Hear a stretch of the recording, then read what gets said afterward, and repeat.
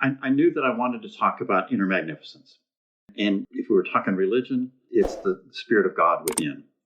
But there's a magnificence that we all have. Whatever label you want to put on it, it's there.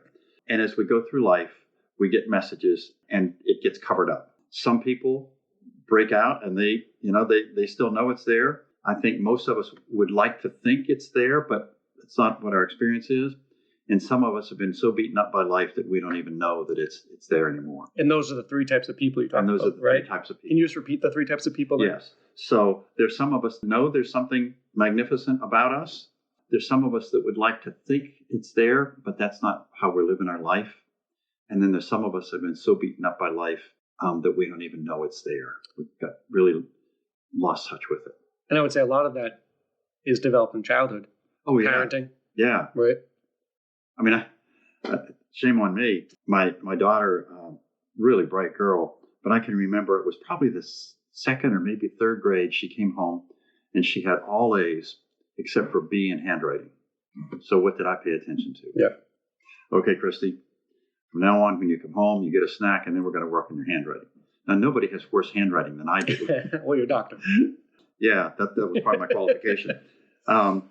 But that's what we do, is we point out people's faults. Right. And then that becomes their identity instead of looking at, wow, look what you did, and praising the accomplishment. So anyway, back to your original question. So what I was going to do with my TED Talk is I was going to hold up an acorn and say, in that acorn knows everything it needs to know to become the most magnificent oak tree you can imagine. And whether or not it does is going to depend primarily on the environment. Is it going to have enough soil, nutrients from the soil? Is it going to have enough water? Is it going to have enough sunlight? And is it going to have enough room to grow? Well, one of the pieces of advice I was given about a TED Talk is watch a whole bunch of them as you're preparing. And one night, like 3 o'clock in the morning, I'm watching these things, and I see a guy stand up to start his TED Talk holding an acorn. And I was just crushed.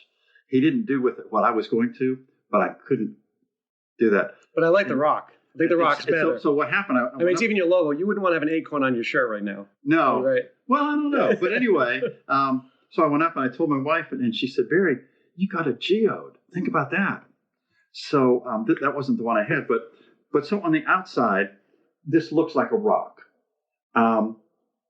And that's just what it looks like. But somebody that knows rocks It just looks normal.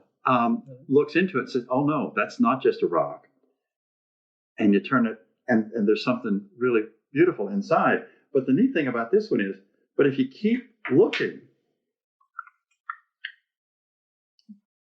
there's the butterfly inside, the transformation you're talking about. Yep.